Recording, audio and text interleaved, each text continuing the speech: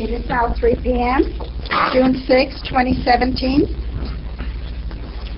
and I call to order the adjourned meeting of the City Council of the City of Victorville, and the City Council sitting as the Library Board of Trustees, Southern California Logistics Rail Authority, Southern California Logistics Airport Authority, successor agency to the Victorville Redevelopment Agency, the Victorville Joint Powers Financing Authority, the Victorville Water District, and the city as housing assets successor. We have roll call, please. Councilmember Gomez. Good afternoon. Councilmember Kennedy. Here. Councilmember DeGretti. Here. Mayor Pro Tem Cox. Here. Mayor Garcia. Here. At this time, we will have the Pledge of Allegiance, which will be led by Chief John Schuler. So please stand. Please face the flag. Right hand over your heart. Ready to begin. I pledge allegiance to the flag of the United States of America and to the republic for which it stands, one nation, under God, indivisible, with liberty and justice for all.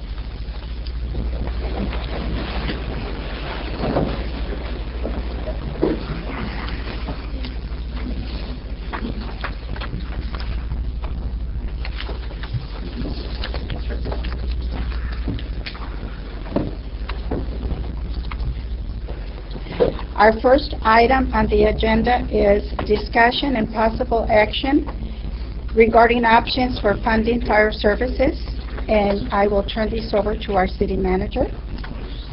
Thank you, Mayor Garcia. Thank you, members of the council, for your patience on this report. It's taken a little bit longer than we had hoped, but I believe attached and presented tonight, you'll find a very thorough report. Just by way of history, in January we first talked about the potential for annexation. Ultimately, January 17th, Council voted not to pursue annexation at that time. On February 15th, the City Council voted to terminate the fire contract, as in not renew it. Effective July of 2018, the contract with County Fire, and gave us direction to study options and prepare an RFP. Ultimately, an RFP was not prepared for a variety of reasons. Partially because it took us longer than expected to get all the data that we needed to prepare the RFP, and there was already an interest in our findings to date. So rather than submitting an RFP, we did cost estimate for CAL FIRE. We already have a good contract cost from County Fire, and we did a cost estimate for CAL FIRE based on the UKIPA contract that they have. It's a public contract. So that's what is included in the report. The earliest we probably could have submitted an RFP that would have compared apples to apples would have been in early May. We still would not be having this meeting if we had done that. So apologies that we miscalculated the timing for that. But ultimately, the report that is in written form and is going to be presented by our consultant from Citygate is remarkably thorough. In fact, I want to commend staff, not only Janelle Davidson, who headed this up for me, but also especially our staff in our GIS division of IT. One of the things that we were pursuing was the potential for annexation to Apple Valley Fire Protection District. Although they never indicated a willingness yes or no, they were able to share their calculations for how their parcel tax, their special benefit assessment, is calculated. We then used that to apply it to all of the parcels in Victorville to get an idea for A, what would it look like if we were to annex to Apple Valley Fire, which is not something that's on the table today. But also B, if the council ultimately were interested in pursuing a similar tax in Victorville, for Victorville, what might that look like? So I don't want to belabor it, but the GIS division took the 35 or so thousand parcels and applied this tax, and roughly half of them did not have building information as far as the square footage, which was important for calculating this, especially for commercial buildings. So our GIS staff, using satellite photography, actually calculated the size of the building based on the rooftop times the number of floors, very rough calculation. but they did all that manually and did a great job in coming up with a final rough cost of, if I recall correctly, about $5.3 million in new revenue that would be generated if we either annexed into Apple Valley Fire or if we adopted a similar type of arrangement. So with that, I'll turn it over to Stu from Citygate, who put together this report along with General Davidson, who I don't think is planning on speaking, but she did a lot of the legwork here in City Hall for us. So grab the lights as well. Good afternoon, Mayor and members of the Council. Pleasure to be here today on this very important issue for you. We prepared a brief PowerPoint, and I know you can't see it unless you choose to turn around, but I'll try to, if you follow along on paper, keep you on the same page number. I start off all my briefings on fire service projects with my elected officials by reminding them of an often overlooked fact. Believe it or not, in the United States, there are no minimum service levels for fire and EMS services. It's an issue of local control.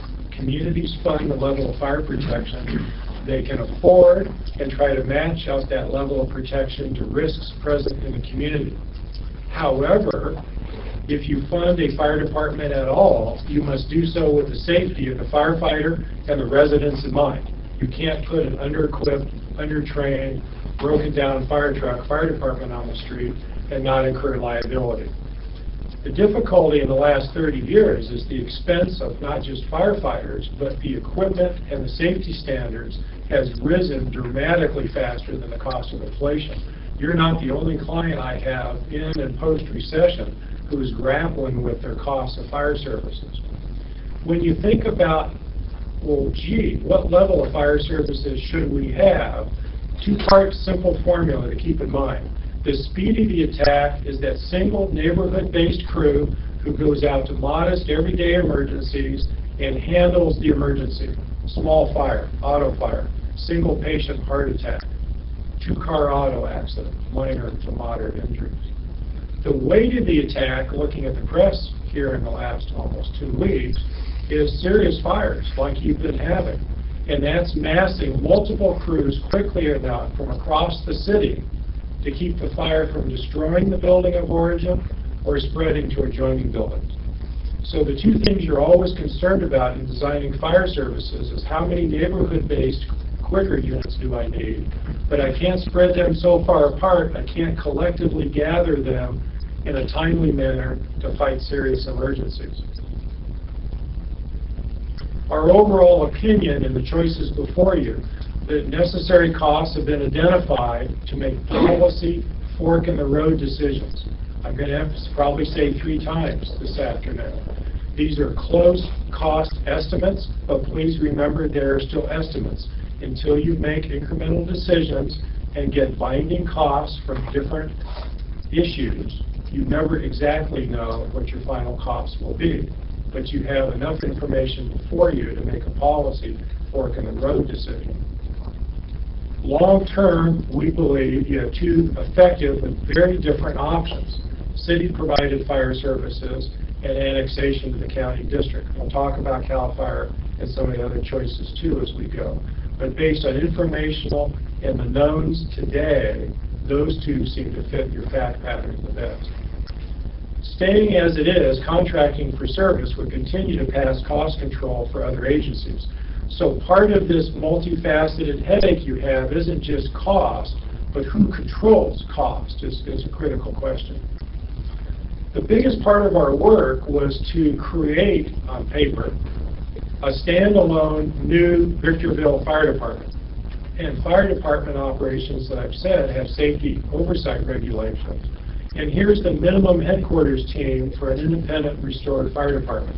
Fire chief, a division chief second in command over the 3 operational battalion chiefs that are on duty 24/7, 365, training, EMS clinical oversight for the paramedics, fire marshal and fire inspectors, and office support professionals. Those are all detailed in the report and expensed.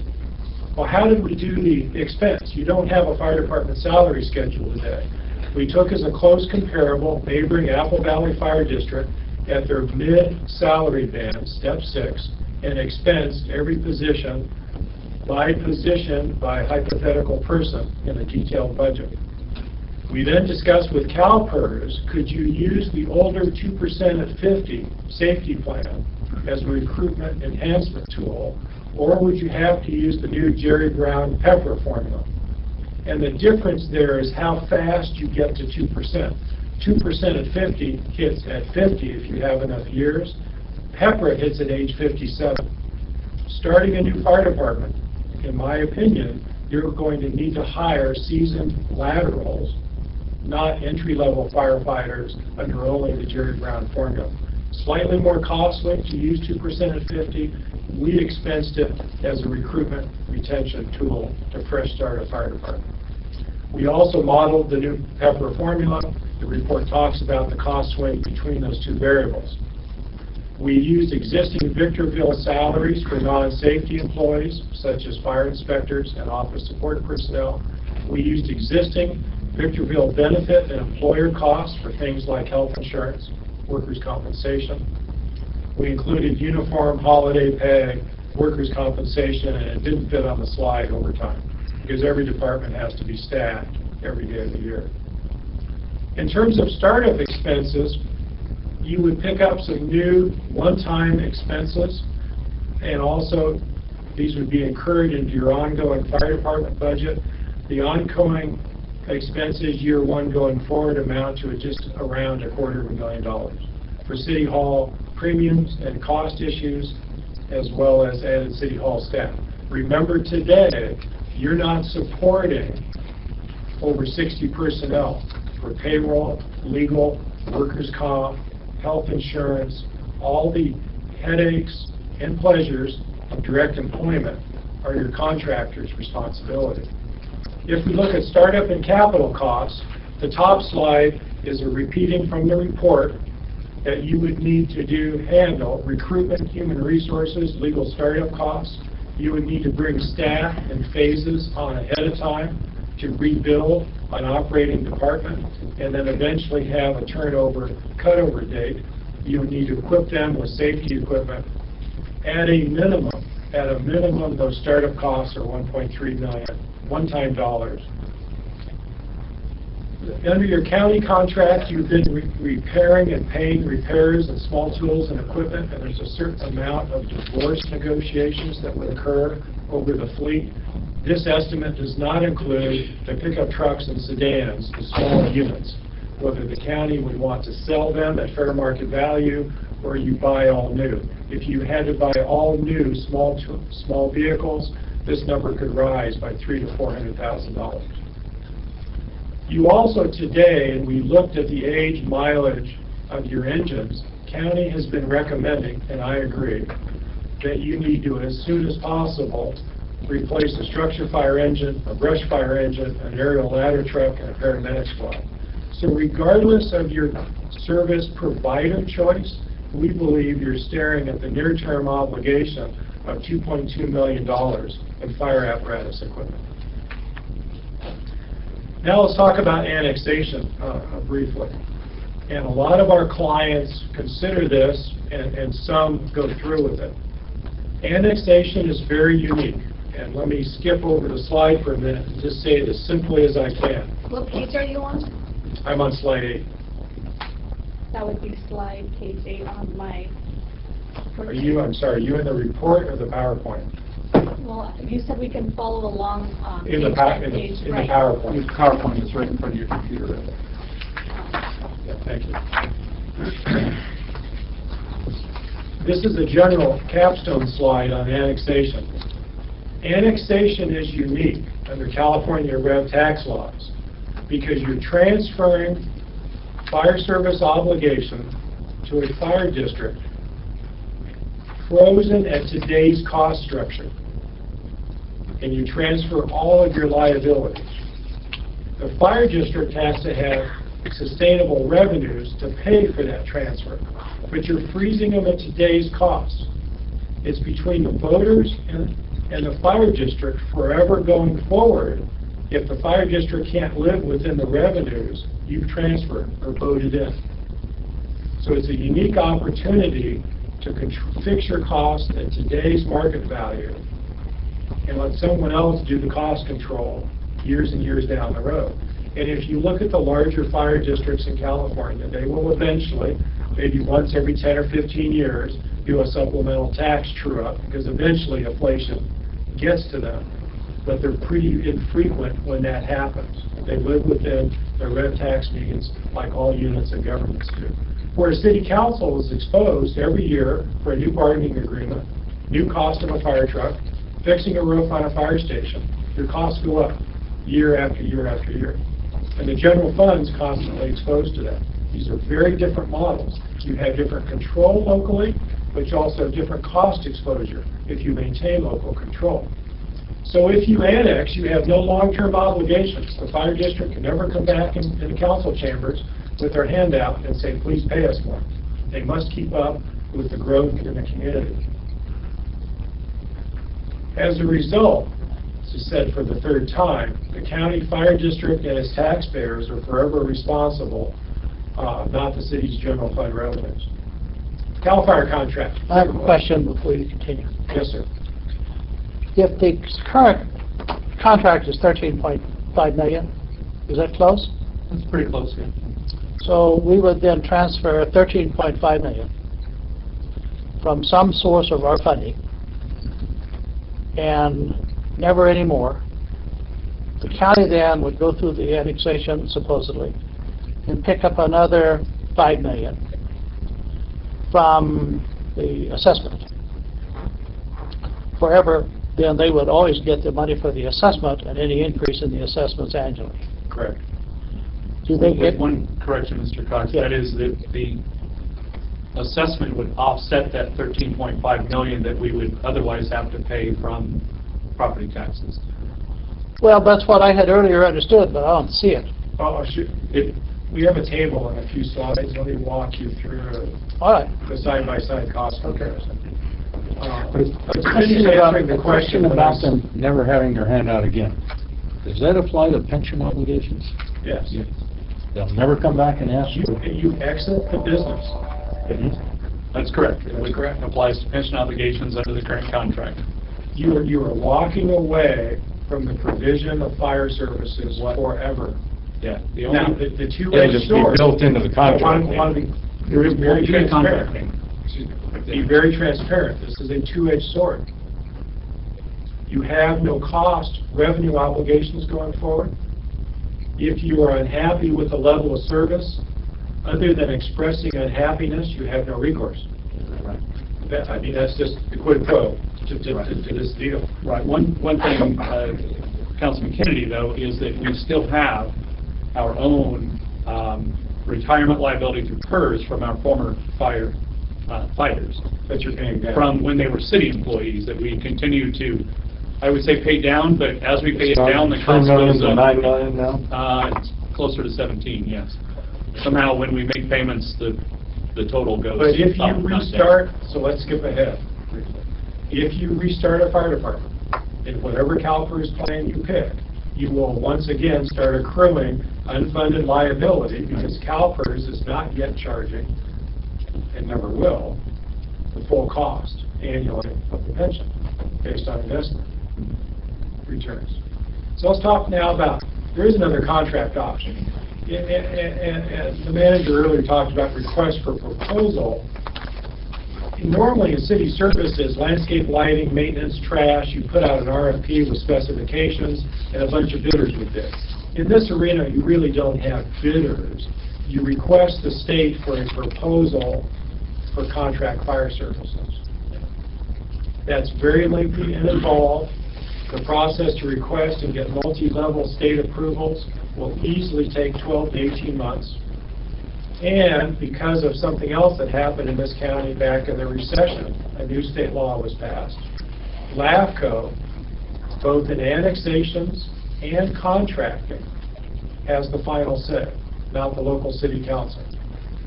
So if CAL FIRE administratively gave you a cost at all, if you liked the cost, you would then submit it to LAFCO for consent and review. At this point, CAL FIRE never provides informal quotes because there's too much detailed costing that goes into their local government cost model, and there's layers of review, both at local, region, and Sacramento that go into that. And certainly, I'm sure CAL FIRE is here this afternoon and speak with more specificity. For your information, we provided the decision-making flow chart and the CAL FIRE policies as an appendix to the report. We'll talk about those costs in a minute. Our findings for city-based services. If you reestablish the city department, you need to adopt a service level goal to drive response time. Do you want a one-station department? Do you want a 5.5 station fire department? At what level of customer service are you going to expense to protect the neighborhoods and the commercial industrial communities? A department of the existing 4 stations, 5.5 companies, would require at least 58 sworn personnel and a minimum headquarters team of 12. Your year 1 operating cost, if you hit this number, and I say if, because remember we modeled a hypothetical Apple Valley midpoint hiring range. You have to set your own salary schedule, and you have to hire people either at entry wages or perhaps top step if you want journey level captains, chief officers, and chiefs of department. So we've done a midpoint cost estimation. In the near term, it looks like your general fund can support that number, but you would still need supplemental funding for replacement fire apparatus, station repairs, and opening an additional station that you've not opened, and adding a second paramedic squad that your workload clearly indicates the need for.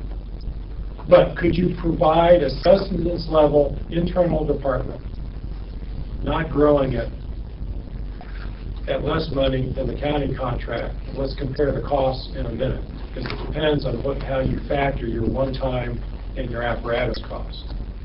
We estimate the startup conversion to be at least $1.3 million. It could be higher with small tools and equipment final decisions. The city is also facing, as we mentioned, the $2.2 million in fire apparatus costs. Our review of the county fire district's personnel, overhead, and supply expenses in their annexation proposal, which has been fully detailed and submitted to you before, is typical of the costs a regional fire agency charges a contract city, including their overhead ratios and percents. We find the annexation proposal includes the elements necessary. It does increase services. I'll explain where in the cost table in a couple of slides. And it also funds long-term capital fire apparatus and station needs. You're turning over not just your pension go-forward obligations, you're turning over your fire truck and fire station obligations to the county fire district ratepayer. The proposal has been created consistent with best practices and would likely gain LAFCO's approval. I understand there's the FP5 revenue slice in there, and I'm not talking about voter and this council's approval. I'm saying as constructed, it meets the LAFCO test. Absent a formal annexation proposal from Apple Valley, we really couldn't evaluate the elements. Apple Valley didn't say if they'd want to expand their fire district or not. We've given you an illustration of applying their benefit assessment technique to your parcels, so you can compare that to the county flat rate FP5 system. Number 9, Citygate finds that a fire services annexation to include a special fire tax does solve your long-term fire service needs while also freeing up funds for other critical city needs. Number 10, an approximation of CAL FIRE contract cost places the scenario very close to the cost of city-provided services at your current staffing levels, not enhanced. Given the lengthy CAL FIRE contract process and LAFCO's decision point, and the fact that at any part in that decision tree, the state agency could say, no, thank you. It doesn't meet the beneficial reciprocity needs of the state of California protecting its lands. You could go well down that path and be right back where you are today with a contract that you've now given notice on, but you've hit the wall and would have to extend. You can't get a contract quickly out of CAL FIRE. The system does not provide for that. Question. Yes, sir. I had been under the impression for some 5 months that if a letter from the city went to CAL FIRE requesting that they consider providing contract services, that they could then move forward with putting together all the figures. And as of now, I don't believe we have formally sent that document to CAL FIRE. And so I'm hoping CAL FIRE will talk about that.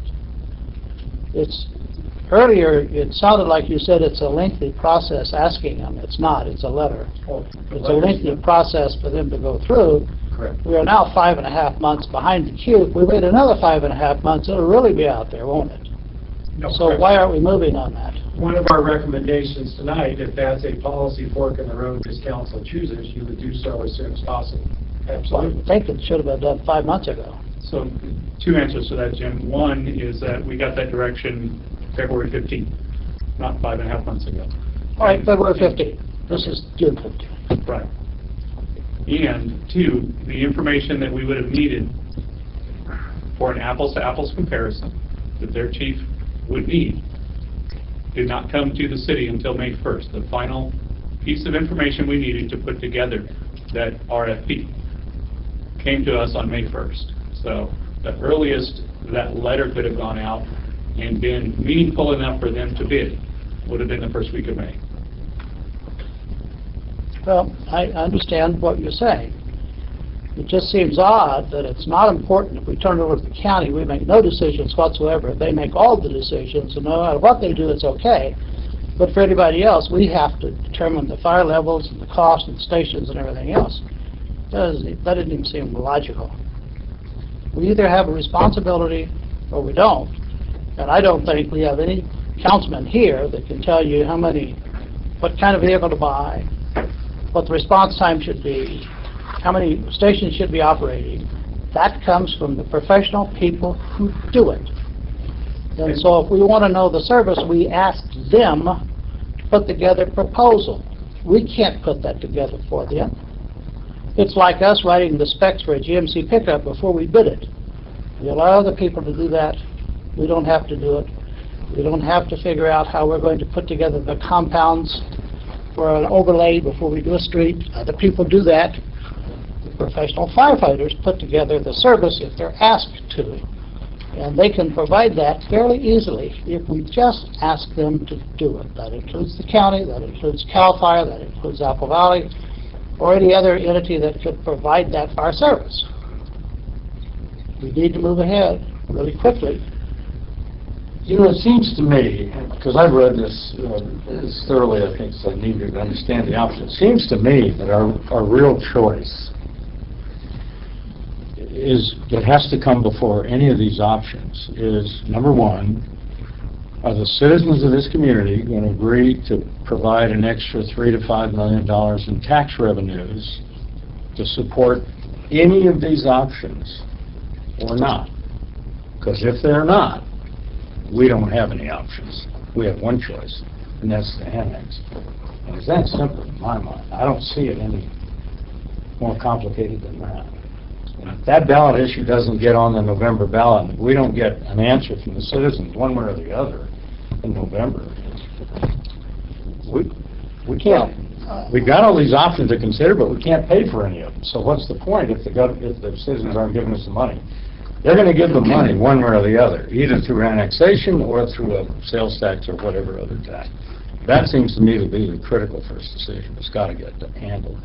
If I could continue with my factual findings, and then when we have the cost comparison slide, I'd like to put some of those choices in side-by-side comparison. You effectively just restated finding 13 is the city has to choose how to fund at what level of funding its fire services commitment.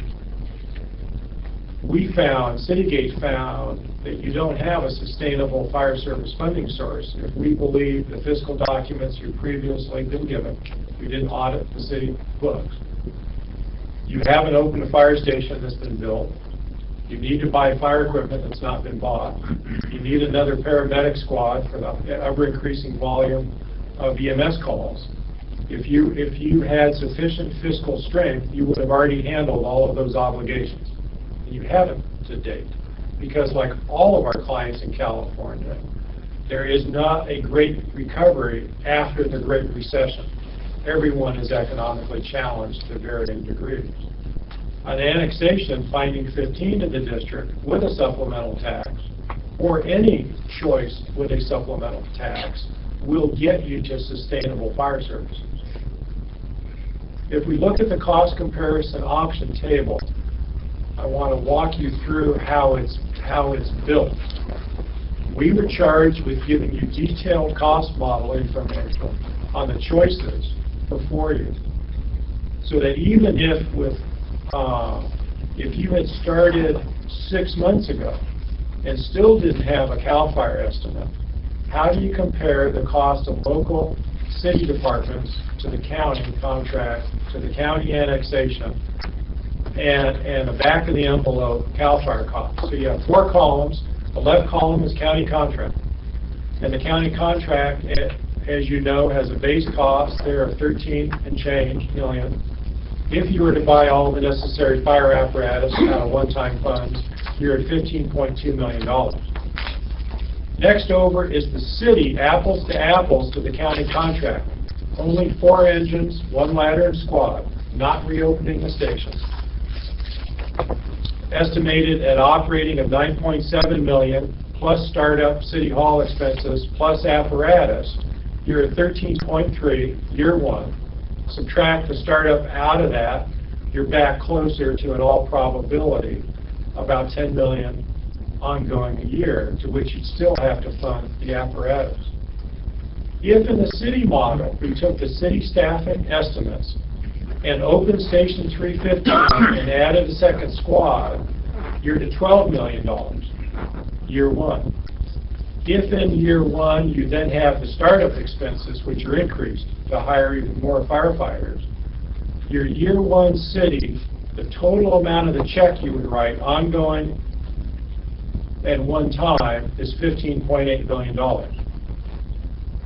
If you go over to the CAL FIRE estimate, we've taken another comparable contract, added city-based headquarters expenses, because we don't have CAL FIRE headquarters expenses, added in Station 315 and the squad, and we're north of $14 million. That figure does not include CAL FIRE's recent 4-year pay raise that you can ask them about, or we can discuss later. Those are existing known CAL FIRE contract costs. Under county fire annexation, the annexation proposal improved fire services. It included increasing the station. It put 2 squads in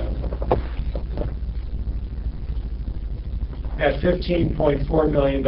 If you include the LAFCO fees in that, you're at $15.5. What I'd like you to focus on, your year 1 expenses across the bottom are within model error of each other. We can't tell you precisely what you're going to spend on 60 new employees yet.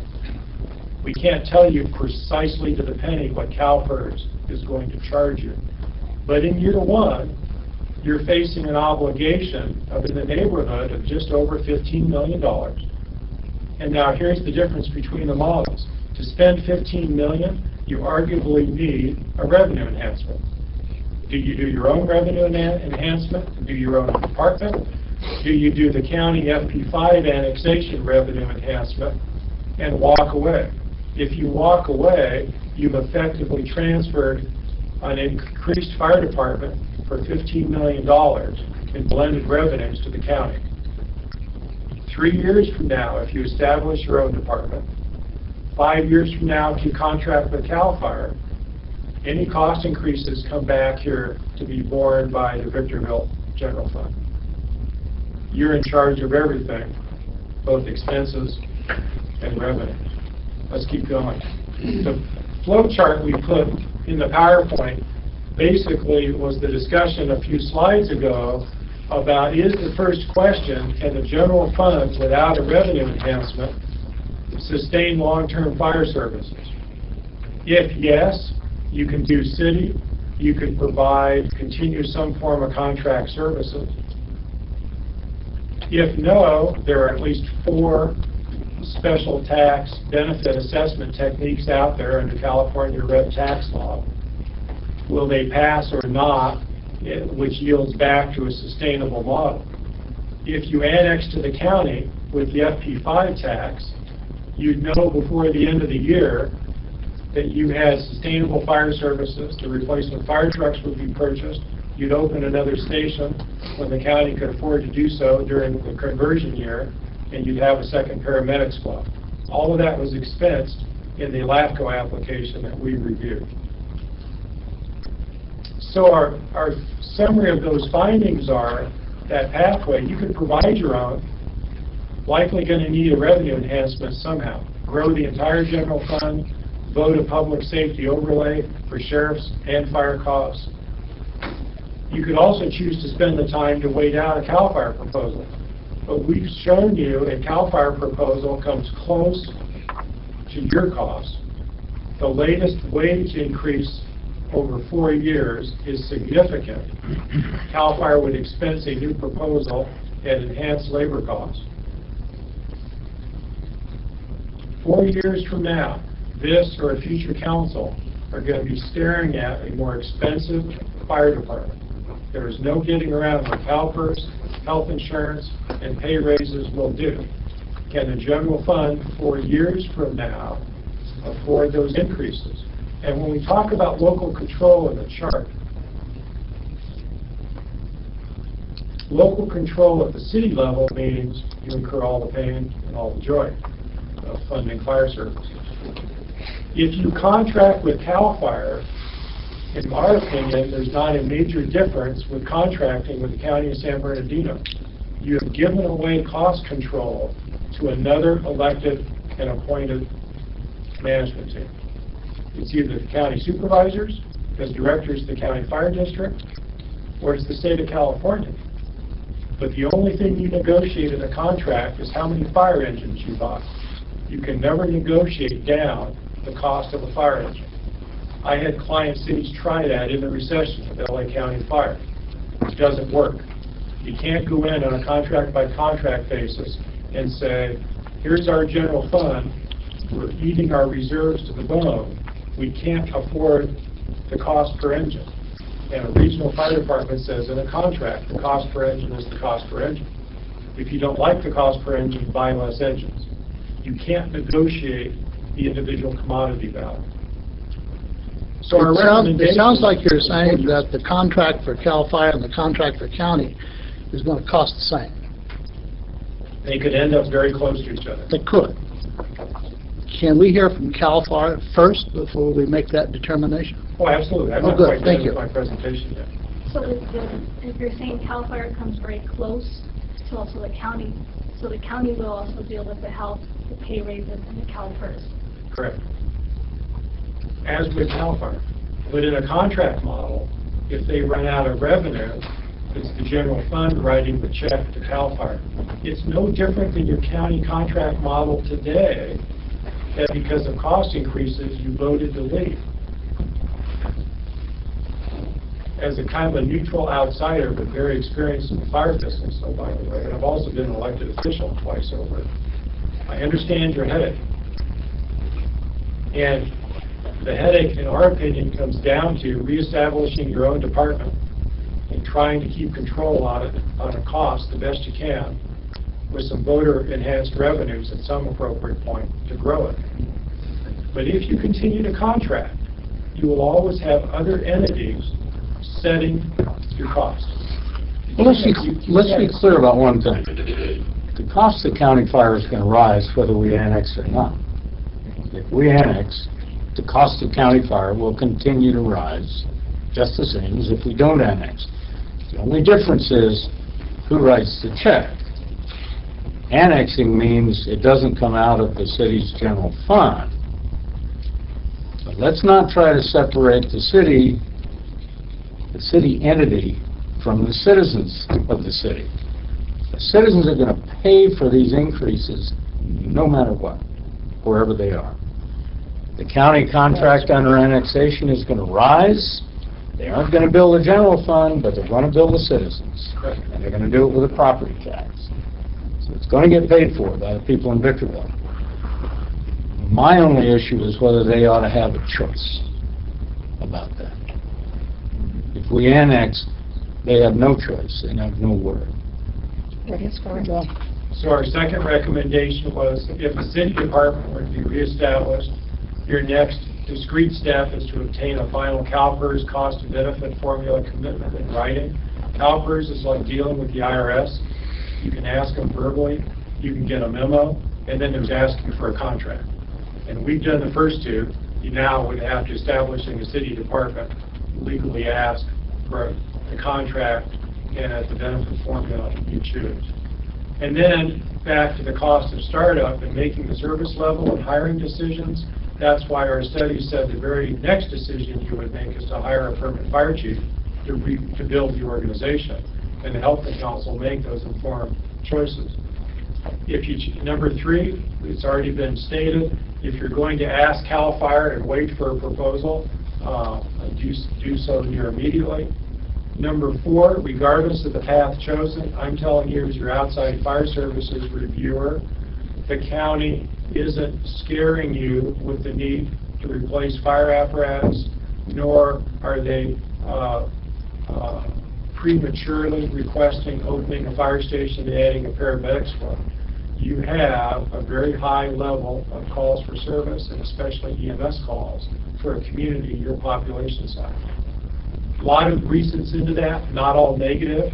Every community's got its own social demography that drives requests for help, and in your case you've also got the freeway, the logistics center, you've got tourism coming through there. All of that drives calls for service. So the summation slide in the PowerPoint is to again repeat the 4 major policy choices. You could do nothing. You could negotiate another contract extension with the county. You could return to a city-provided department. You could do a delay of game and get a CAL FIRE proposal to compare to annexation for a city department. Or you can annex to the county fire district. And I hear the statement about voter choice, and I've had more than one client go to the voters, even in an advisory sense, when they were doing the benefit protest assessment FP5 vehicle, they still ask the voters what do they think. So you're not prohibited from doing that if that were your political choice. If we look at the second to last slide on timeline, you've given notice to the county under the contract. You could stand up a city-provided department with a lot of hard work before county contract termination. You could pursue annexation. You could pursue the CAL FIRE contract. There's something else the study can't quantify because it's within the county's ability or not to absorb personnel in their labor relations agreement. But by exiting the contract and either restarting your department or contracting with another provider, CAL FIRE, Apple Valley under a contract, anybody else. If the county can't absorb all the firefighters currently serving the city, they're laid off. And there's no magic way to say to the county, we're just going to rehire them a minute after midnight under different pay and benefits. And there's a whole lot of complicated labor relations issues that get into that. So we didn't quantify what the layoffs would be, and I'm sure the county staff can talk to that today. But unspoken in the report is the collateral impact of ceasing employment for probably a significant number of county firefighters unless they have enough retirement attrition in the next 2 years to absorb the personnel. If you do a Fresh Start City Fire Department, you've got to put the job announcements out for recruitment. You have to give them medical exams. You need to make choices about who you want to employ and what rank structure. And with that, we're done with the PowerPoint presentation. Staff and I are here along with any testimony you get to answer your questions. Thank you for your attention. Thank you. Thank you. Put the lights turned off.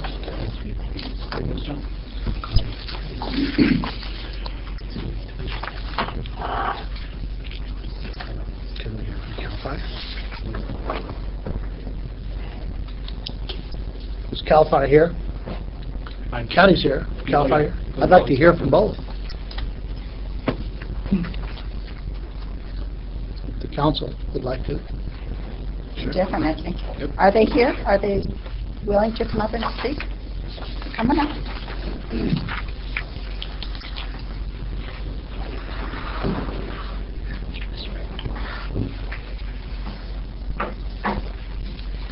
Thank you, Mr. Mayor and City Council. My name is Mark Harwig. I'm the Fire Chief and Fire Warden for the County Fire District. I wanted to talk just a little bit about, and I'm not going to tell you anything you haven't heard. Mr. Gary, the presentation was very comprehensive. I want to probably, this goes along the line of just emphasizing a few things that we've spoken about and really delivered over the last many years in our partnership with the City of Victorville. And they revolve around really value and accountability. We never set out to be the cheapest option. We set out to be the best option. But we do that in a way that we provide the best value that we possibly can to the people in Victorville and those surrounding this community. We really do that through breadth and depth. The breadth of services that we provide is that all-risk service model that we deliver every day, and that's wildland, hazmat, rescue services. Those are all EMS services, paramedic services, that some of the same reasons that you chose the county in the first place at the beginning of the contract. Those are expensive services, and if a city or the county fire district itself were to invest in those and not be able to spread those over a large group of agencies and a part of the county, it's borne really by one area. And so what we do is we take all those services and we spread those out. Really, that's the regional model. That's taking the cost to provide those services and spreading those amongst as many different jurisdictions and county areas as we possibly can. The depth of service is really our ability, the county's ability, to empty out everything we have on any given incident, whether it's in Victorville or it's in Adelanto or it's in Hesperia. That standing cost, the cost for that standing army of firefighters is expensive. And people ask me occasionally, how many firefighters should we have? Well, the answer very simply is however many you can afford. We would love to have one on every street corner. We think that you'd be better off if you did, but we know that we can't all afford that. So we can't offer that. But what we can offer is we can offer that standing army on any given incident at any given time here and have in the city of Victorville. Accountability, I know Mr. Gary talked about loss of control. I would argue that we have, over the relationship that we've had with the city of Victorville, been very accountable. We are a member of your city staff in many cases, have an office here in City Hall. When you want an answer from your fire department, we give it to you. If you want to talk about cost containment, we've done that. The call volume here in Victorville has gone up 60% over the course of the contract that we've had with you, and our costs have gone up 5.2%. That was because you came to us and you said, we need help. We can't afford what you want to give us. It gets back to that firefighter on every street corner. And we said, let's figure out how we can get together with our neighbors, both in the county and with our city neighbors, and figure out how we can distribute costs even better. That includes supplies and services. That includes MOU. That includes all the costs of services. And so I believe that we've been accountable to you, and that really is our model. It's in our mission statement. It's that all-risk fire protection with accountability to the local community, something we take very seriously. Just on the calls for service, in 2016, the 2,565 times throughout the year, or really 7 times a day, a county fire resource was closest to a call in Victorville. When somebody dialed 911 for help, a county fire resource, not in the city, was closest to that caller, and we responded that as part of the county fire district. We, just a little bit that I read that's very interesting to me, something that we hadn't done so much research on, was this difference between a benefit assessment and a parcel tax.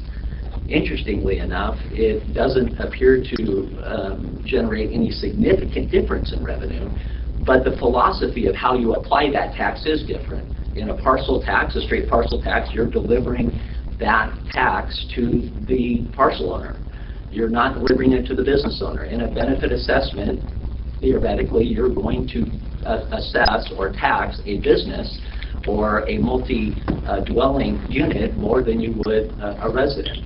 And so it really does come down to philosophy. Do you tax the homeowner, the parcel owner, or do you tax the business? And in fact, many business owners that do business here, especially the small mom and pop type businesses, actually do own property as a business, and they own property as a resident or a parcel owner as well. So they're actually hit twice anyway. One last thing, because I think we've talked about retirement liability. It's no secret, and we had some conversations. I personally had conversations with Mr. Robertson, and have talked about it multiple times with my staff. We did not, in our first contract, include potential future unfunded liability for the employees that we use to serve Victorville. The county employees that we use to serve Victorville, we did not include in the contract your obligation to those unfunded liabilities that might accrue. Quite frankly, it's because nobody had accrued unfunded liabilities when we first entered into a contract with you, and so it wasn't on anybody's radar. However, we did state very clearly when we talked about contract extension that we would include language to that effect in a future agreement.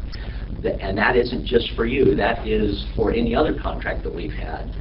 When we extended Crest Forest contract, we worked with county council and the district council up there to come up with language that was acceptable to both parties that said, in the event that the employees, the county employees that we use, accrue any unfunded liability for retirement, that will be passed on at the termination of that agreement, will be passed on to the city.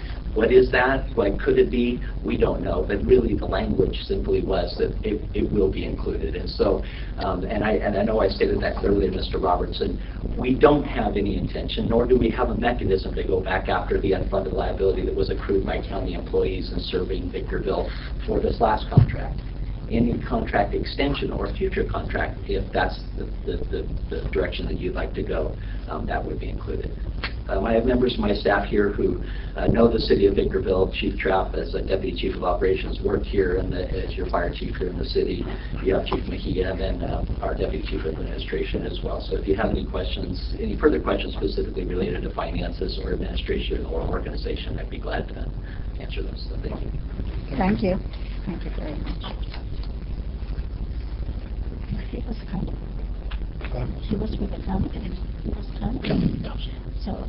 Cal Fires. Cal Fires. Okay.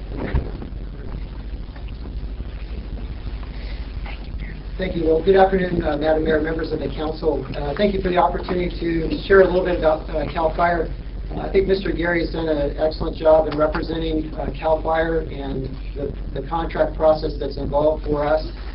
As he accurately stated, I'm not able to provide an informal quote to you. I also have provided some information to Mayor Garcia in that regard as well.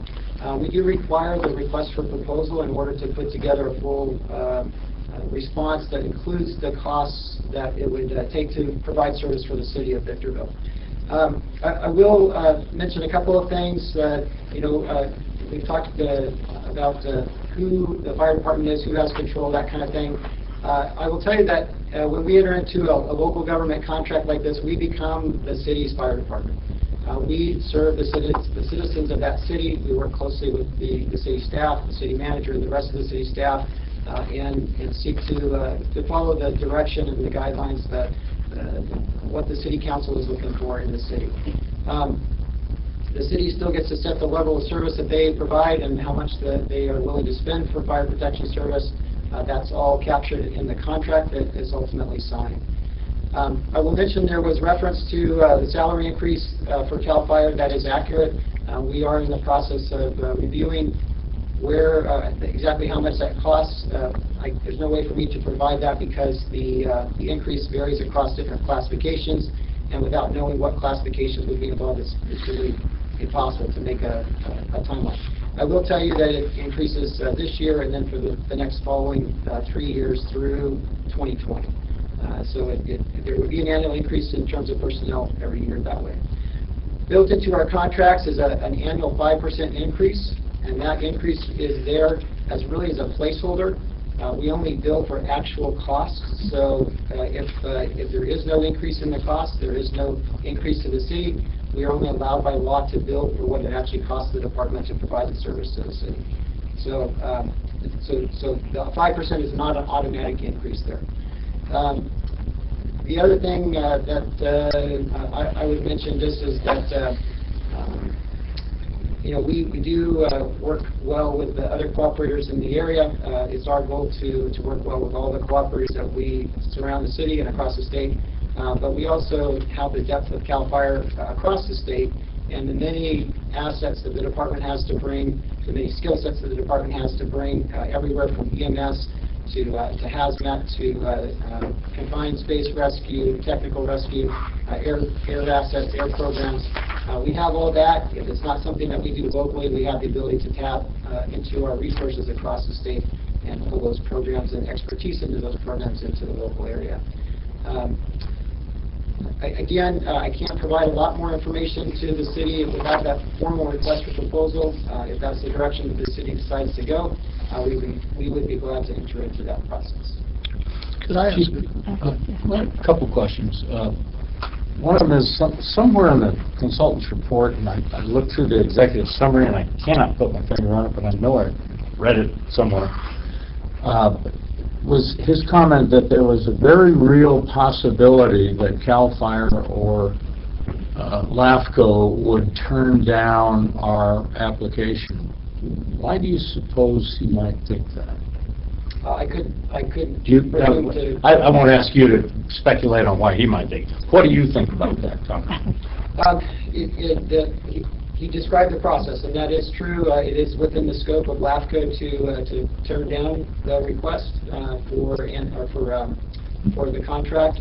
It also hinges on some approvals at the state level, both within the department and outside the department. The Department of Finance has to give approval for the contract agreement to move forward. So there are a couple of decisions that have to be made that are outside the department's control. In order for that to... Any idea why we might have problems in that area, or would you know enough to even comment on that? Quite frankly, the process that now requires going through LAFCO has not been tested across the state or in this county, and so it's really an unknown. And the other thing was, San Bernardino County firemen are in the San Bernardino County retirement plan. What plan are your firefighters in? CalPERS, and that is all included in the contract. So there's been some discussion about unfunded liability, and that is not that's borne by the state. So all of the retirement liabilities, workmen's compensation, training, all that is carried by CAL FIRE. I have a question too. Yes, go ahead.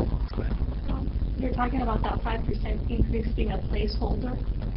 I was wondering, is that an annual? Is that just like a deposit? And for how long would that be? And out of what amount? 5% of what? What's your 100 that you're looking at? It's 5% of the base contract amount, and it increases each year. So, for instance, where it came into play currently is the current contracts that CAL FIRE has with that 5% placeholder in the contract. When there was a negotiation between our labor group and the state, and there was an increase, that 5% helps to make sure that the contracting entity is budgeting in for potential increases like that. And you don't know what the contract would be because you haven't received a submittal, right? I'm sorry, say that again. You wouldn't know there was no submittal or RFP? No, there wasn't. Lynn and I actually, after the February meeting, had a really good follow-up sit-down meeting, and one of the things that was refreshing about the CAL FIRE contracting option is that it's really the city who defines exactly what level of fire service we want. It wasn't as simple, going back to Mr. Cox's question from earlier, it's not as simple as asking CAL FIRE to come in and make the assessment. In our conversation, he mentioned that he wants the city to tell them what we want so that they can then be compared apples to other options.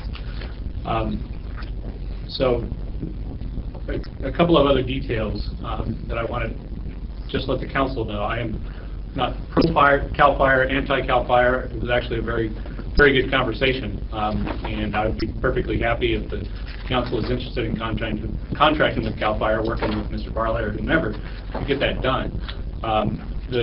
Just to be clear about a couple of data points. One, the 12 to 18 months time frame is actually from those appendices. That is CAL FIRE's estimation. That was not our consultant's estimation. As far as the full time frame to get not just the local bid, but then also the director of CAL FIRE bid or approval, and the State Department of Finance approval, and the LAFCO approval. And then, Glenn, if you can comment on the numbers that we were able to research from contract negotiations back in December. It was reported in the Sacramento Bee that the base wages were going to go up 13.8% this year, and then from January of 2017 through July of 2020, it listed classifications 22.3% for firefighter 2, paramedic 17.5 for firefighter 2, 20.75 for apparatus engineer, 18.5 for captain, medic 18% for fire captain, 12.75 for pilot, and then 8.5 for battalion chief. Was that, do you know if that's what was ultimately approved, or was that just a negotiation? I don't have those numbers in front of me, but that sounds fairly accurate, and I believe that's over the 4-year period, correct? Right. So roughly 18, mostly across the board, about 18 to 20 to 22% over a 4-year period. And those costs are not in the model for you. Right. It's not in our budget either for the next 4 years. For the city. No, So, no, it's not. saying, come on. I got to go back to the point, though, that I think is the most relevant, is if the voters don't give us a way to raise those funds, none of these options are available to us. We can't make those choices. The other part of this is, and we need to be tuned into this, if we annex into FP5, we, as a council, are going to make a decision to tax our citizens. That's a fact. Sure. That's a simple fact. Absolutely. It's indirect, and it looks like it's not us, but it's us when we make that decision. So the question really for the voters, and this truthfully is the question, either you want local control, and all the different possibilities that might mean, CAL FIRE, our own department, a contract with the county. You want us to control that, give us the funds to do it. If you don't want us to control it, or you don't want us to give the funds, you got no choice. We're going to annex to the county, and you're going to pay the county that way. Voters need to understand that choice. It has to be clearly explained. And given their choice, then we can pursue options. But I don't think until we know that decision that we're in a position to they can choose options. That's a good question. How many of you over here are Victorville residents that are going to be voting? If you can raise your hands. We have 1, 2, 3 people, 4, 5 people. So 5 people. Determining for our entire city what we're going to do today. No, they're not going to determine any such thing. Yeah, I don't want to ask Chief Barley to stand here. Mr. Cox, I know you had a few. We're talking about a ballot issue in November. Don't misinterpret what I'm saying. What I'm saying is we need to get a lot more. We need to have a ballot issue in November. To know what we're talking right now. Yeah. Unless we're going to outreach and continue to have more workshops and outreach to the community to come and listen to what the concerns are being voiced at this time. But if 4,000 people vote in favor or against, that'll be the decision.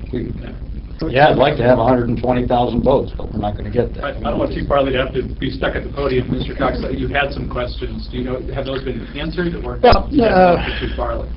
Two comments. On the county annexation, we passed the resolutions, and it goes to the LAFCO, they conduct the hearings. As I understand it, a ballot is mailed to every property owner, not registered voters, and they have to opt out or vote no. If they do nothing, it's not a yes vote, which is how we got our street lighting district council members, so that the people really didn't vote on that. But it's on the tax bill. And if this is approved, that'll be on the tax bill, $153 for every house in the city. It's tax. Every parcel. It's actually, Every parcel. It's actually, if I should believe, it's actually worse than that, I'll say. Well- In that there isn't a ballot mailed. Oh. The public is notified of Okay. the decision of LAFCO, and they have the opportunity to then gather signatures I thought they themselves in a mailed it. protest. Okay. But it's a protest. Right, it is a protest. Okay. But they don't even have a ballot, correct me if I'm wrong, I see you out there, Kathy. They don't have a ballot mailed to them. They would have to organize and obtain signatures. And most people don't do that. There's, And so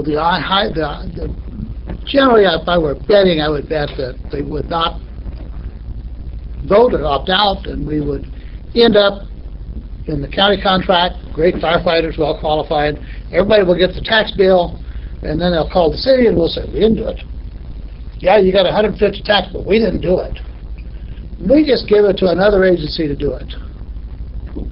Boy, it wasn't that easy. I believe the citizens of the city and the taxpayers have the right to determine what level they want, and I think that can be done with a ballot issue. Now, what happens if they say, no, we're going to vote against it? We're not going to provide the money either through a sales tax or some form of assessment, then we give it to LAFCO. And then they go through the process, and it ends up on the tax bill. We've got some tough decisions. And That choice will only be how they want to be taxed, not if they're going to be taxed. but, They're going to be taxed. oh, they're going to be, one way or the other. Well, sales tax, parcel tax. Yeah, but, Whichever but tax. they, FP5. but it seems like to me, they get to make that decision. They're going to pay the bill. Well, at the end of the day, it's the people that are going to be paying it, the property owners, or But the only way they get to make the decision is if this council members allows them to make the decision. That's correct. It's the only way. Madam Mayor, does the council have any further questions? Thank you. I'm sorry. Thank you, we're sorry. We had you standing there all this time. Thank you so But, much. I would like to at least see a proposal on what CAL FIRE can provide. The county is a great fire service. They have given us the numbers. We have a contract. We know what they can do. CAL FIRE is a great service. They have a great reputation. We don't know what they can do. We can instruct the city manager to start that process. I think we And need if they're to. willing to give us a proposal without having any I idea think if we we're going need to be able to pay for it. And then they can respond that they don't have the time, or it's easy to do, or what, but we don't know until we ask. They haven't started the process right. because they can't start the process till we make that request. And I think in order to get the information that we need that information from CAL FIRE. So I think the number one priority for the council is direct the manager, submit a letter requesting that they submit a proposal. Okay. Yep. I agree. I think Okay. Question. As far as a special election, how soon could that happen? So the next available date would be November of 2017. Special election for tax, sales tax, parcel tax, whatever, would be a 2/3 majority vote. I believe after that would be either February or March or June of 2018. I don't know the special election dates off the top of my head, but.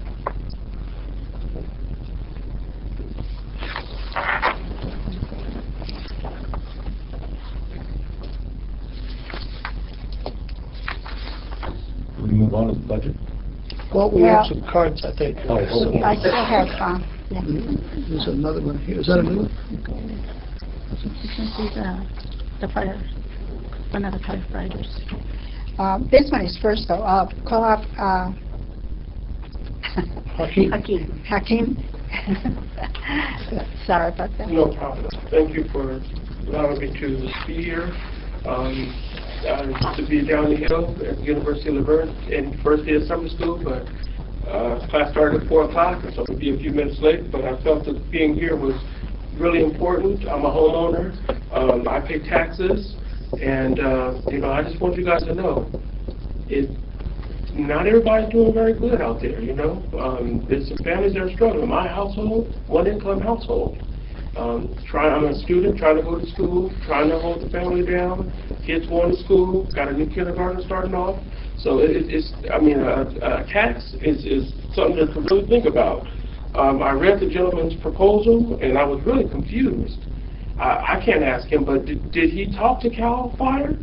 He said it was on page 36, it was an unofficial estimate. What we should have done was we should have had CAL FIRE had a bid, and so we could compare County Fire apples and CAL FIRE's apples together at this meeting so we could see. But instead, like Valentine's Day or something, we knew about it and we didn't do nothing for Valentine's Day.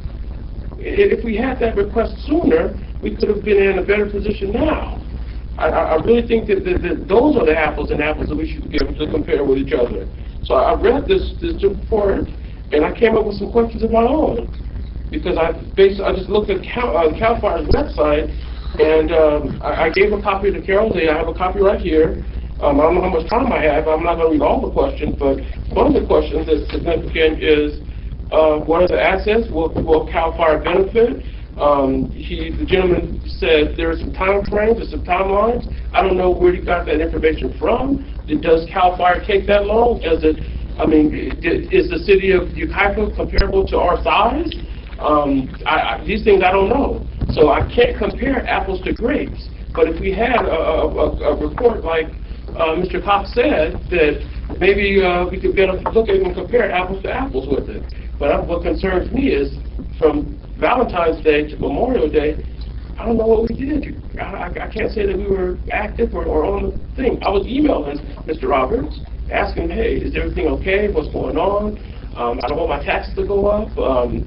I really just can't afford it. So I just wanted to really think about that. Take some time. And I don't know if a new law, or going to the people would be even more expensive.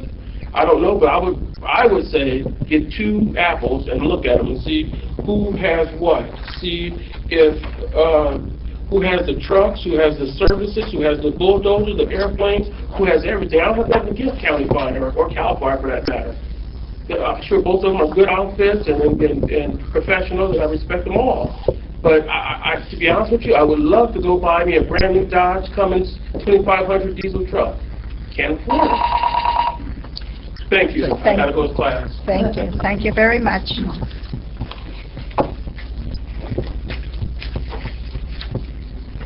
The next card is Jim Brigoli.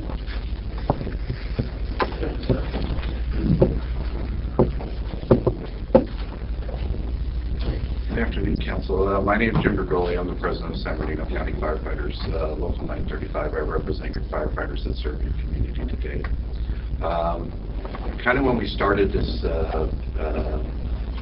journey was about 10 years ago, and when we took in your group, part of the thing was, besides paramedic service, was some labor issues that you have had since that you had with your prior existing group, and that was some of the reason that it was dissolved from the city of Victorville.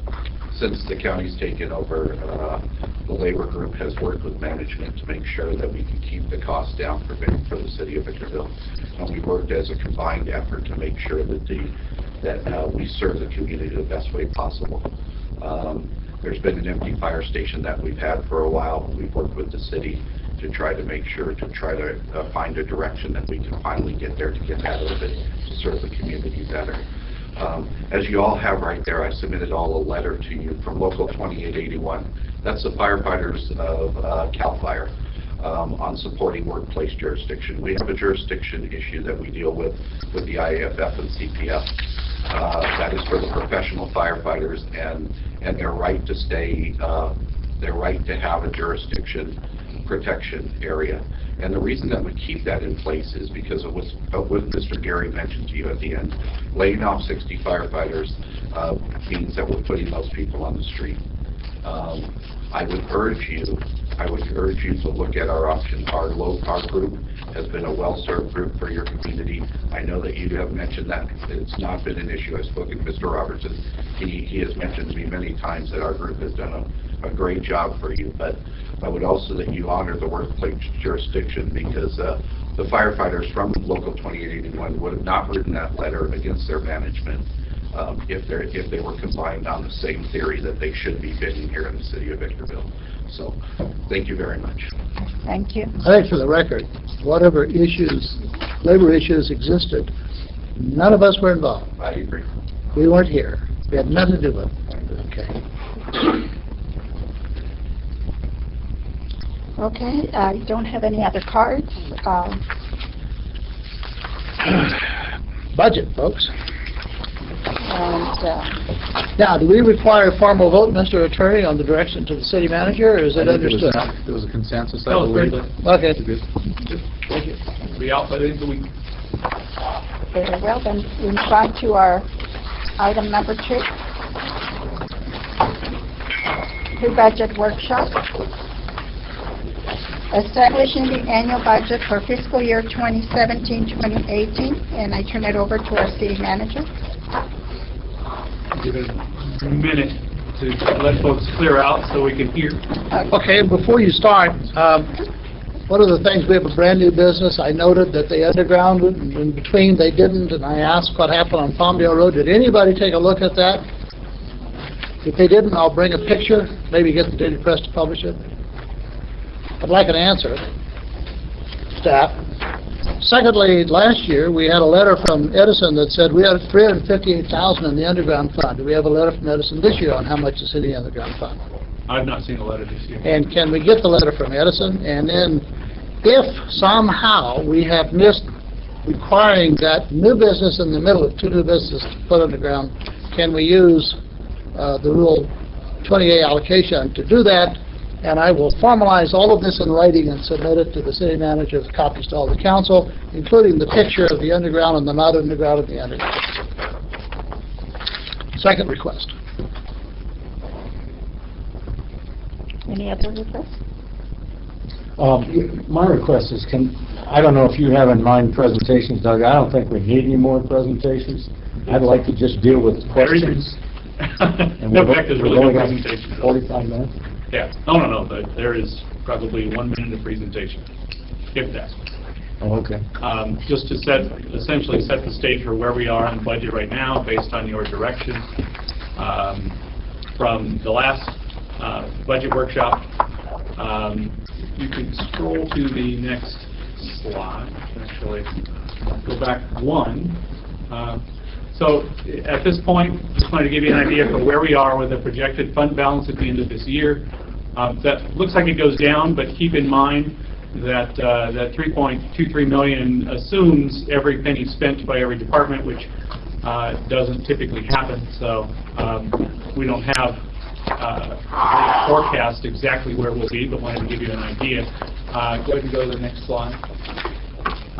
So based on the last budget workshop, we went back and made the changes as we discussed, and at this point have a projected essentially $475,000 surplus General. in the general fund. Yeah, the other funds are all fine as discussed.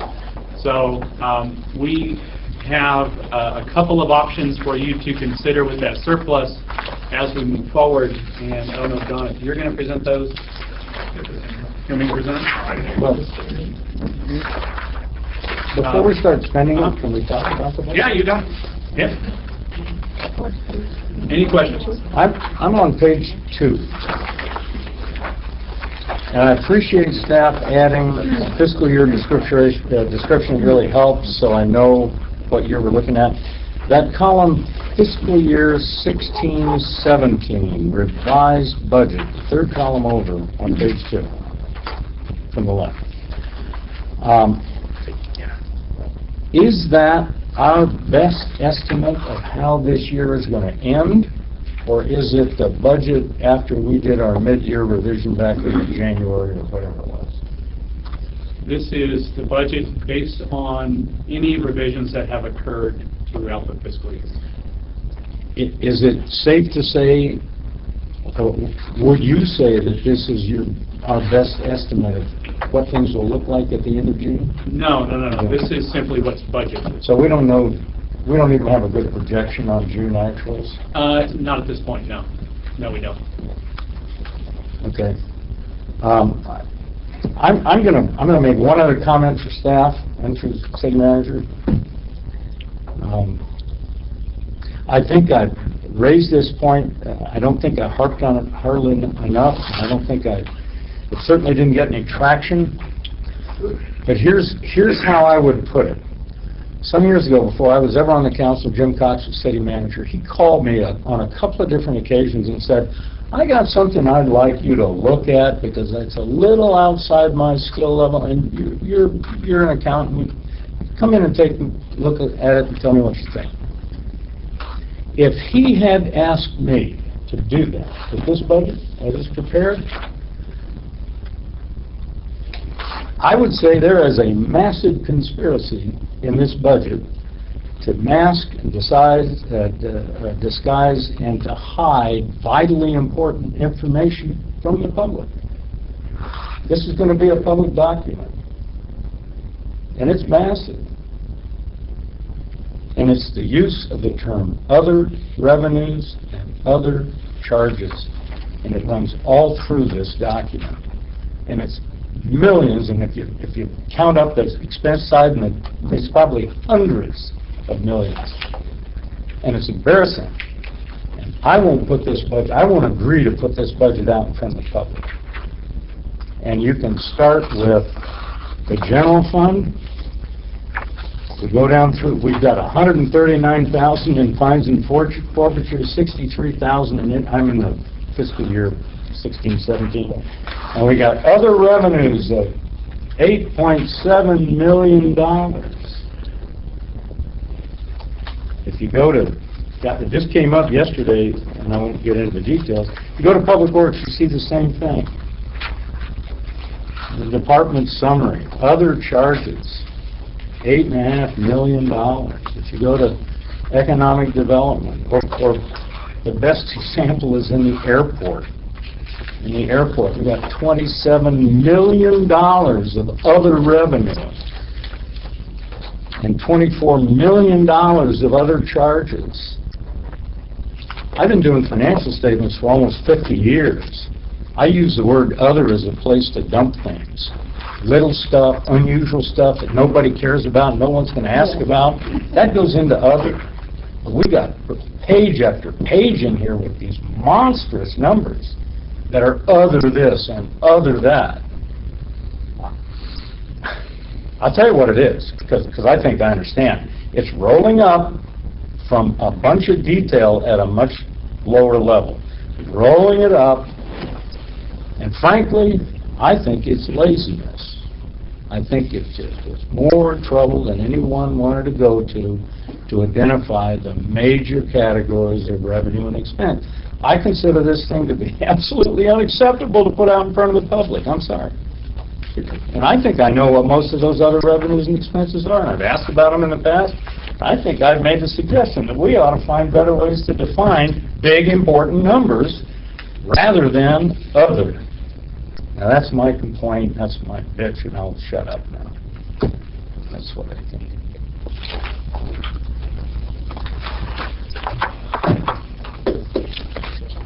I agree. If council would like, we could simply postpone this at this point in time and get you additional details on those other revenues. Well, I'd like the There is a details certain too. amount of roll-up, but those details are available. I know they are. That's why I don't even believe for a second there's a massive conspiracy. You know that, and so do I. We know what those numbers are. You just didn't want to take the time, and you got plenty of room on the page to break out 3 or 4 major revenue items in detail and give them a name. How can you possibly think $163,000 of fines and permits is important enough to have its own line, but $27 million isn't? I mean, that's just, the public is going to look at this. It's one thing for me to know what it means, and I think I do. I had a discussion yesterday with an attorney about other revenues at the airport, other charges. Well, it's debt service. And I actually knew that. I could tell him. But somebody's going to look at that and say, what's that? Airport got $27 million of revenue. And It's not going to make any sense to anybody. Our hope is, of course, nobody opens up the website and looks at it. And as long as nobody ever looks at it, we're probably going to escape and be safe. Anybody with a reasonable set of skills can look at this and say, wow, what are they hiding? You follow what I'm getting at? I do. Of course we do. You've asked it before, but apparently it takes a concerted vote of the council to get that clear. You never seem to get anybody's interest or attention. Well, I'm ready to take whatever action we need to get these things. I don't think it'll take 2 or 3 days to pull that together and put the detail in. We have the information. It will make the books larger, and you'll have the detail that you... Doug, I don't see why. I don't see why. Most of those other revenues don't probably consist of 2 or 3 big things, and the rest of it's a bunch of little stuff nobody cares about. But the big stuff, I mean, I don't think you'll have to add a page. Yes, me. You may have to have 3 or 4 or 5 more lines on any given page, maybe on all of it. And it's only an issue in probably 8 or 10 different pages. Where it's really small, who cares? I don't waste any time with that. But where it's big, huge. One of the reasons I can't answer that question I know you can't. is that this document is put together for the first time using our financial system, and I don't know the steps that it takes to have it printed different. In the past, budgets were done essentially by hand using Excel spreadsheets. So every one of these had human input on every single And I don't step. remember feeling so strongly about this in the past. I was surprised by your comment. But I think I have raised it, but I think I've raised it in our previous workshops. We need to know that not everybody on the council has the same level of familiarity that I do, certainly not everybody in the public, and they ought to be able to read this and see the big important numbers. That shouldn't be hard to do. Anyway, that's it. I'll do another budget, well, yeah. I don't know what more we would accomplish with another workshop, but very clearly when the budget comes back to you on June 20th, we will do everything we can to provide additional details rather than more vague terms like that. I'm not after a massive amount of details. That's going in the opposite direction. We don't need that. But big, important items of revenue and expense, we ought to be able to see them and understand them. That's all. I got no complaints with the numbers, but I think I understand enough that if it didn't look like this, I'd be willing to prove it personally. Not asking for approval at this point. Did I understand there's going to be a water rate increase July 1? Yes. How much? 6.25%. 6.25. Can I get a piece of paper that says current money in the bank, or however you do the funding for water, the expenses, the income, and total? Yes, we have. Because I know what we have is a fund balance reconciliation, which is not the same as a cash balance. I know that. You know, add $200 or $300 million in depreciation, that's zero. I want to know cash. On water. Water. Because I'm told there's a lot of money there, and we're spending it big time, and we're raising the rates when in fact some employees don't believe in looking at the numbers. It's justified, and I just want to see the numbers myself. 2. Well, Jim, weren't the rate increases really driven by capital projects? Well, I think so. Yeah, we have millions ready for capital this year. Well, most of them last year didn't get done, but a lot of them did get done. But before, and then one other item, and then I'll probably never raise it again. Strike that. Won't raise it to this body.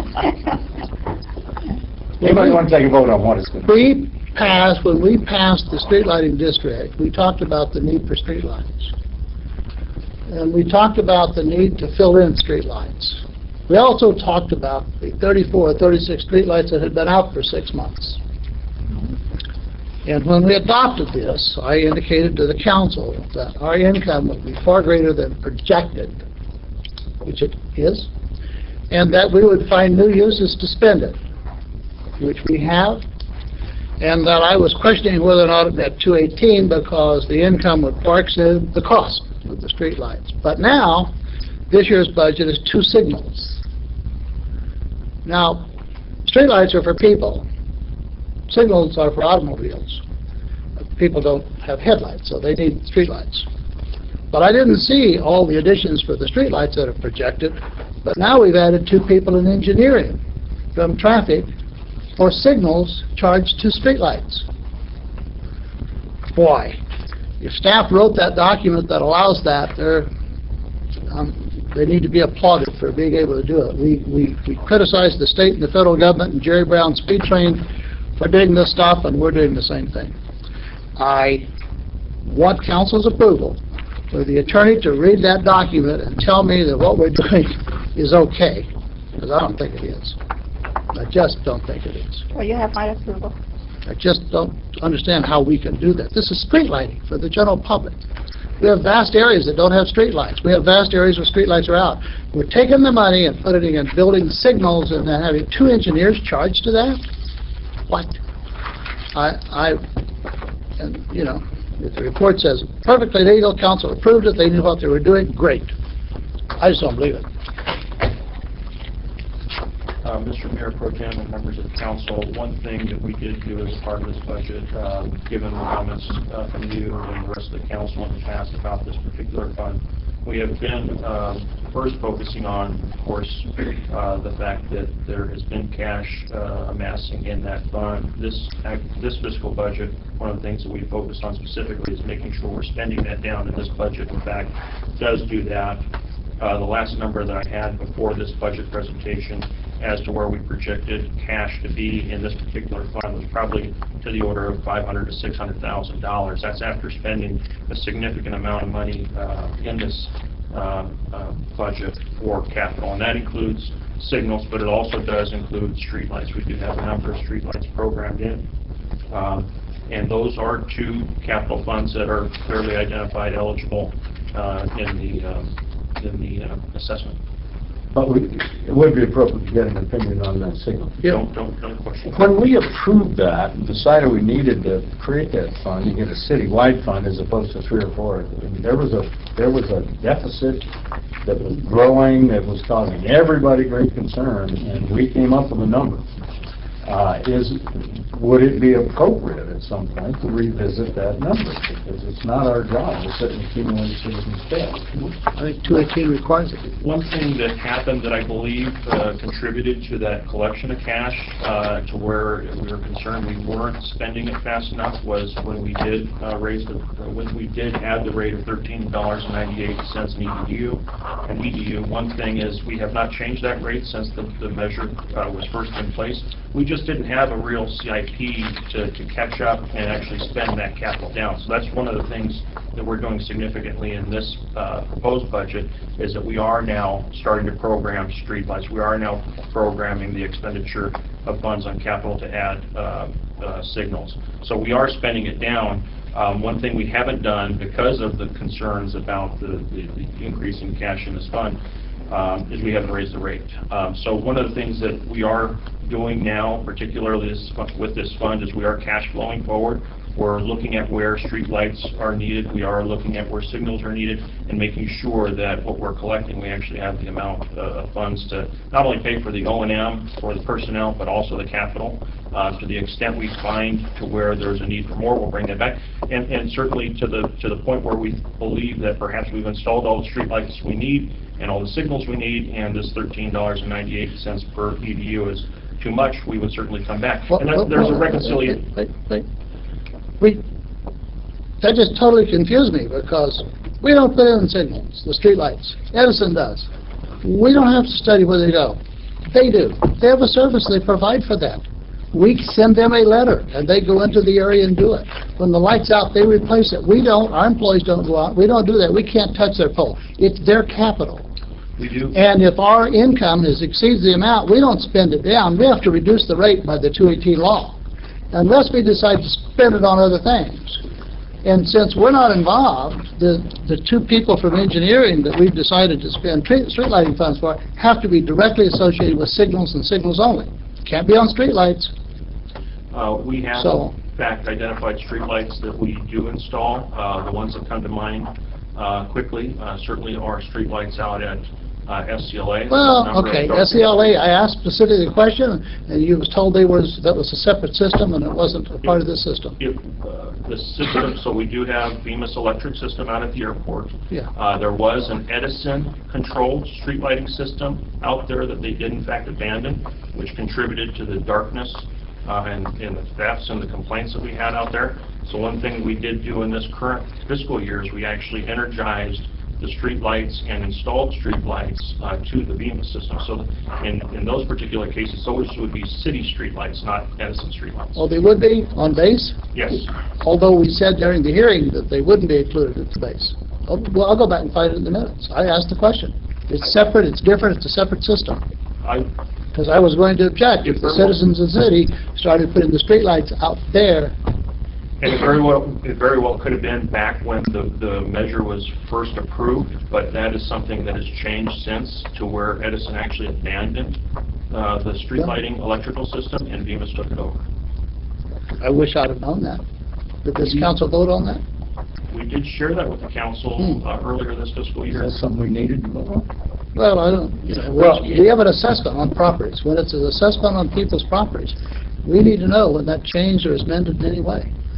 I think legal opinion on this is going to be important. Frankly, if it is a good source for covering signals and it's legal and appropriate, I'm for it. Because if we need to find the funds to put in signal lights, that's Well, good. we're going to. But if it's illegal, If we decide it's a good source and we can do it, we can double this fee.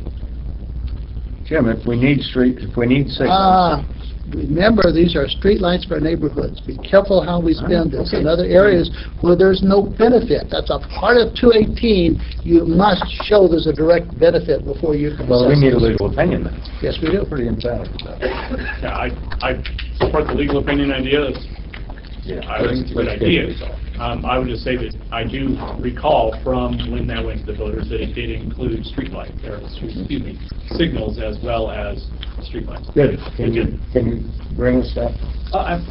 Well, it'd be in the documents, so it either is or isn't, but even if you decide to put in streetlights, you got to show that there's a benefit. I mean signals. For the signals, sure. You can't just arbitrarily say signals, and so we're going to take all this money we approve and put signals someplace else. Why would we put a signal in that didn't have a benefit? Well, it's a benefit to whom? Probably the people who use it. Can't be an implied benefit under 218, has to be a direct There'll benefit. be an engineer's report that spells out basically what you can and cannot do. Can't be assumed, can't be applied, has to be direct. And that's it. I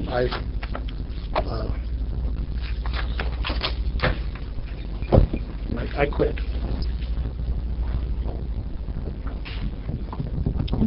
Anything else?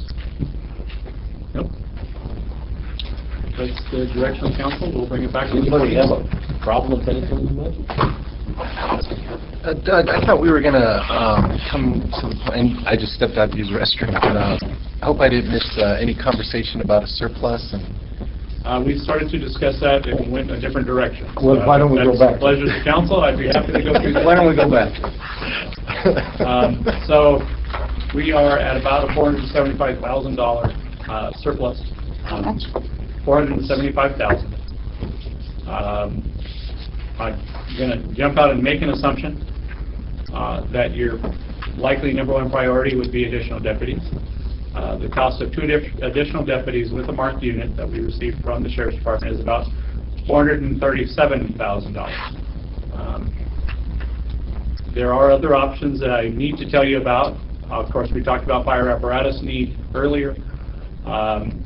There are other potential uses for that money that we partially pulled out of the budget in order to free up that surplus, and those involve some facility repairs, roof at Hook Community Center, HVAC, exercise room floor at Hook Community Center, replacing a boiler here at City Hall. I don't want to belabor it, because my guess is that the majority of the council, if not a unanimity of the council, will be interested in adding to police, Sheriff's Department deputies. So, Maybe we could use some street light funds to cover it. no, we cannot. Yeah. Oh, we need a legal opinion for that. So the only thing I would ask of the council is that a fair assumption that you would like to add those two deputies? And then, Definitely.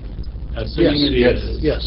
that would leave approximately $40,000. One option that we have for the fire department is to take what is a somewhat surplus fire engine that is at a CLA. It's the bright yellow one that has unfortunately gone into pretty regular duty because our trucks are getting old. For in the neighborhood of $20,000, we could actually have that repainted and outfitted with the proper radio system and make it a frontline fire truck. It doesn't replace the need for a fire truck in the very near future, or two trucks and a ladder truck, but it would at least provide better relief than we have right now. If the council is additionally amenable to that, we'll include those figures in the final budget, detail those things that you've asked for the June 20th actual adoption of the budget. So I'm just curious, if we had 2 new police officers and it's about $437,000, leaving us with $40,000, our discussion that we just had with fire protection services, would that be a concern when we're spending the amount of money? And I'm just curious to whether that can come about that. So that is another option that wasn't discussed. You could leave that $475,000 for a decision at a later time, should you decide to use those in one-time costs, either for fire engine or should we go back to city fire to hire a chief, that sort of thing. The estimate was about $1.3 million, so this could offset that cost if that was the council's desire. If that were the case, would that offset it? And because this is the money that the voters bring in, or the community thinks about, right? So that tax money, so can we help the taxpayers by using some of this money instead of, amassing more taxation if we already have certain funds? You could, yeah. That could theoretically offset, but the numbers the tax numbers that appear either as the FD5 or a potential parcel tax of the city or a special benefit assessment that the city may adopt are above $5 million. So this certainly wouldn't hurt, but it wouldn't help enough that I think the voters would really notice it. Personally, I believe that every voter I have ever talked to has stressed one issue above all others: add more police. Exactly. Public safety, number one. That is number one priority, and that's what I'm doing. Not at all surprised by that, but I wouldn't be doing my job if I didn't discuss the other options.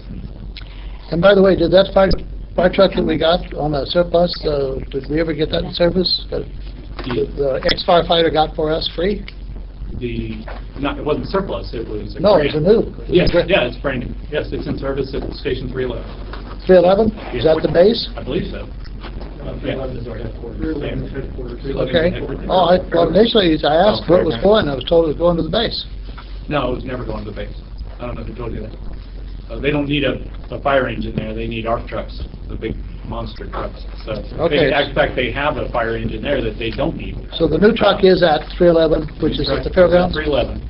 And what we would do, what we propose to do in the budget is to take that fire engine, the regular engine that's at the base right now, and repurpose it for the city and paint it appropriately and get it equipped appropriately.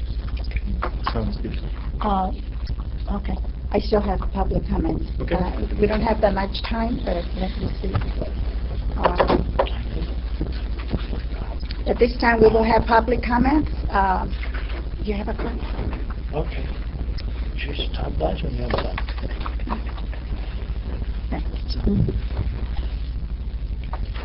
Amy Stanton? Right. My name is Amy Stanton. I represent the Friends of the Victorville Library. And looking at the budget proposal for next year, we support the transfer of the one full-time staff position to the library. They work very hard with the library and they could use the extra full-time staff. And we've had that position for the past year. And we also want to encourage the short-term and long-term solutions to creating additional library space on the west side of the freeway to support those residents. Thank you. Thank you. Agree with that. Anyone else? No one? This meeting is concluded. Amy? Question?